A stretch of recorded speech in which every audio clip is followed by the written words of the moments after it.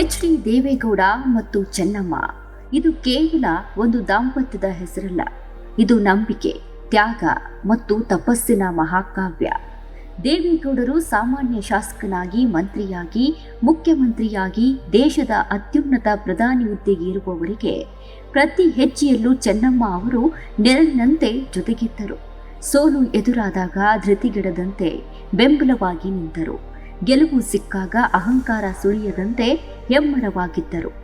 ರಾಜಕಾರಣದ ಚದುರಂಗದಾಟದಲ್ಲಿ ದೇವೇಗೌಡರು ಸದಾ ಬ್ಯುಸಿಯಾಗಿದ್ದಾಗ ಇಡೀ ಕುಟುಂಬದ ಜವಾಬ್ದಾರಿಯನ್ನ ಹೊತ್ತವರು ಇದೇ ಚೆನ್ನಮ್ಮನವರು. ಮಕ್ಕಳನ್ನ ಸಾಕಿ ಸೌಜನ್ಯದ ಹಾದಿಯಲ್ಲಿ ಬೆಳೆಸಿದ ಆದರ್ಶ ತಾಯಿ ಇವರು. ದೊಡ್ಡಗೌಡರ ಕೋಪ, ತಾಪ, ರಾಜಕೀಯ ಏಳು ಬೀಳುಗಳನ್ನ ತನ್ನಿಗೆ ಸಹಿಸಿಕೊಂಡು ಅವರಿಗೆ ಸದಾ ಮಾನಸಿಕ ಶಾಂತಿ ನೀಡಿದ ದೇವತೆ. ರಾಜಕೀಯದ ಎಷ್ಟೇ ಬಿರುಗಾಳಿ ಬಂದರೂ ಗೌಡರ ಕೋಟೆಯನ್ನ ಭದ್ರವಾಗಿ ಕಾಯ್ದ ಕೀರ್ತಿ ಇವರದ್ದು.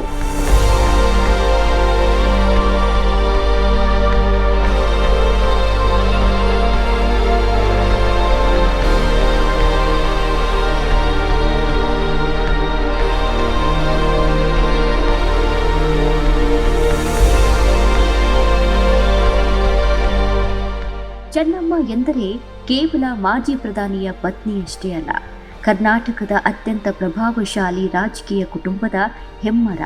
ಮಾಜಿ ಮುಖ್ಯಮಂತ್ರಿ ಎಚ್.ಡಿ. ಕುಮಾರಸ್ವಾಮಿ, ಮಾಜಿ ಸಚಿವ ಎಚ್.ಡಿ. ರೇವಣ್ಣ ಸೇರಿದಂತೆ ಮಕ್ಕಳನ್ನ ನಾಡಿನ ನಾಯಕರನ್ನಾಗಿ ಬೆಳೆಸಿದ ಮಾತೃಶ್ರೀ, ಹೆಣ್ಣು ಮಗಳು, ಸೊಸೆಯಂದಿರು, ಮೊಮ್ಮಕ್ಕಳು ಅಷ್ಟೇ ಏಕೆ, ಹಾಸನ ಮತ್ತು ರಾಮನಗರದ ಜನತೆಗೆ ಇವರು ಕೇವಲ ಅಮ್ಮ ಆಗಿರಲಿಲ್ಲ, ಇಡೀ ಕುಟುಂಬವನ್ನ ಒಟ್ಟಾಗಿ ಹಿಡಿದಿಟ್ಟಿದ್ದ ಪ್ರೀತಿಯ ತಾಯಿ ಆಗಿದ್ದರು.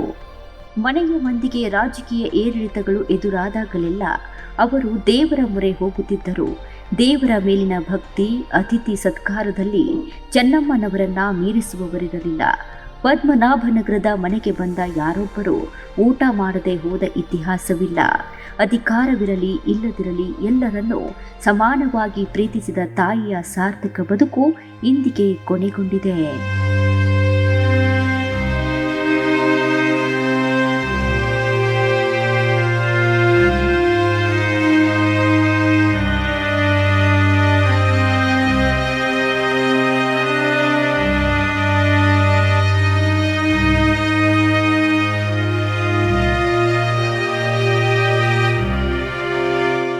ಒಬ್ಬ ಯಶಸ್ವಿ ಪುರುಷನ ಹಿಂದೆ ಒಬ್ಬ ಮಹಿಳೆ ಇರುತ್ತಾಳೆ ಎಂಬುದು ಜಗದ ನಿಯಮ. ಆದರೆ ದೇಶದ ಅತ್ಯುನ್ನತ ಪ್ರಧಾನಿ ಹುದ್ದೆಗಿರಿದ ಮಣ್ಣಿನ ಮಗ ಎಚ್.ಡಿ. ದೇವೇಗೌಡರ ರಾಜಕೀಯ ಸಾಮ್ರಾಜ್ಯದ ಹಿಂದೆ ಇರುವುದು ಕೇವಲ ಒಬ್ಬ ಮಹಿಳೆಯಲ್ಲ, ಅದೊಂದು ಅದೃಶ್ಯ ಶಕ್ತಿ. ಅದೇ ಚೆನ್ನಮ್ಮ. ದಶಕಗಳ ಕಾಲ ದೇವೇಗೌಡರು ರಾಜಕೀಯದ ಚದುರಂಗದಾಟದಲ್ಲಿ ಮುಳುಗಿದ್ದಾಗ ಇಡೀ ಕುಟುಂಬವನ್ನ ಮೌನವಾಗಿಯೇ ಮುನ್ನಡೆಸಿದವರು ಈ ಚೆನ್ನಮ್ಮ. ಅದು 2001ರ ಫೆಬ್ರವರಿ ತಿಂಗಳು. ಕರ್ನಾಟಕದ ರಾಜಕೀಯ ಇತಿಹಾಸದಲ್ಲೇ ಎಂದು ಮರೆಯಲಾಗದ, ಇಡೀ ದೇಶವೇ ನಡುಗಿ ಹೋದ ಆ ಕರಾಳ ಘಟನೆ ನಡೆದ ದಿನ. ರಾಜಕೀಯವಾಗಿ ಎಷ್ಟೇ ಬಲಿಷ್ಠರಾಗಿದ್ದರೂ ಕ್ರೌರ್ಯದ ಕ್ರೂರ ದೃಷ್ಟಿ ಆ ಮುಗ್ಧ ಜೀವದ ಮೇಲೆ ಬಿದ್ದಿತು. ದೇವೇಗೌಡರ ಹುಟ್ಟೂರು ಹಾಸನ ಜಿಲ್ಲೆಯ ಹದರನಹಳ್ಳಿ. ಅದು ಚೆನ್ನಮ್ಮ ಅವರಿಗೂ ಅತಿಯಾದ ಪ್ರೀತಿಯ ಗ್ರಾಮ. ಎಂದಿನಂತೆ ಗ್ರಾಮದ ದೇವಸ್ಥಾನಕ್ಕೆ ಭಕ್ತಿಯಿಂದ ನಡೆದುಕೊಂಡು ಹೋಗಿ ದೇವರ ದರ್ಶನ ಮುಗಿಸಿ ಬರುತ್ತಿದ್ದ ಆ ಕ್ಷಣ ಯಾರು ಊಹಿಸದ ಆ ಘೋರ ದುರಂತ ಸಂಭವಿಸಿತು.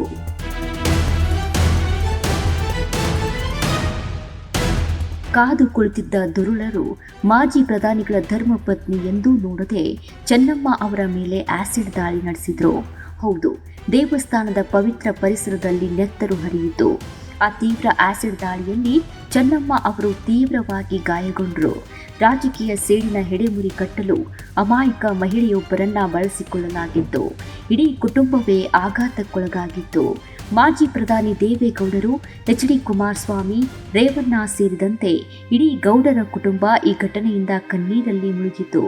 ಆದರೆ ದೈವಭಕ್ತೆ ಚೆನ್ನಮ್ಮ ಅವರು ಈ ಘಟನೆಯಿಂದ ಧೃತಿಗೆಡಲಿಲ್ಲ. ಆ ಭೀಕರ ನೋವು, ಗಾಯದ ನಡುವೆಯೂ ಅವರು ಸಾವು ಗೆದ್ದು ಬಂದರು. ದೇವಸ್ಥಾನದ ಹರಕೆ, ಕೋಟಿ ಕೋಟಿ ಅಭಿಮಾನಿಗಳ ಪ್ರಾರ್ಥನೆ ಆಕೆಯನ್ನ ಮತ್ತೆ ಮುನ್ನಡೆಸಿತು.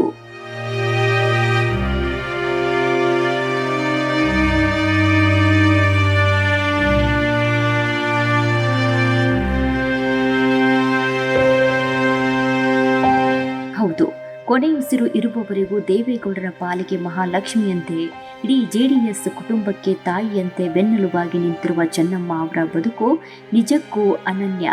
ಚೆನ್ನಮ್ಮ ಅವರ ಭಕ್ತಿ ಕೇವಲ ಹರಕೆಗೆ ಸೀಮಿತವಾದುದಲ್ಲ, ಅದು ಅಖಂಡ ನಂಬಿಕೆಯ ಪ್ರತೀಕ. ದೇವೇಗೌಡರ ರಾಜಕೀಯ ಜೀವನದಲ್ಲಿ ಎದುರಾದ ಕಂಟಕಗಳು ಒಂದೆರಡಲ್ಲ. ವಿರೋಧಿಗಳ ತಂತ್ರಗಳು, ಅಧಿಕಾರದ ಏರಿಳಿತಗಳು ಎದುರಾದಾಗಲೆಲ್ಲ ಚೆನ್ನಮ್ಮನವರು ಹೋಮ ಹವನಗಳ ಮೊರೆ ಹೋದರು. ಕುಟುಂಬದ ಶ್ರೇಯಸ್ಸಿಗಾಗಿ, ಮಕ್ಕಳ ಉಜ್ವಲ ಭವಿಷ್ಯಕ್ಕಾಗಿ ಅವರು ದೇಶದ ಪ್ರಮುಖ ಪುಣ್ಯಕ್ಷೇತ್ರಗಳಲ್ಲಿ Maharudra Yaga, Chandika ಹೋಮಗಳನ್ನು ನೆರವೇರಿಸಿದ್ದರು.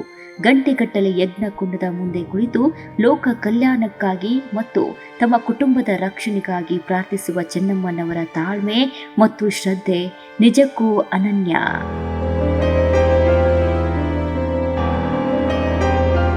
Anji Nagalamadike, special bureau, Ashwavega news.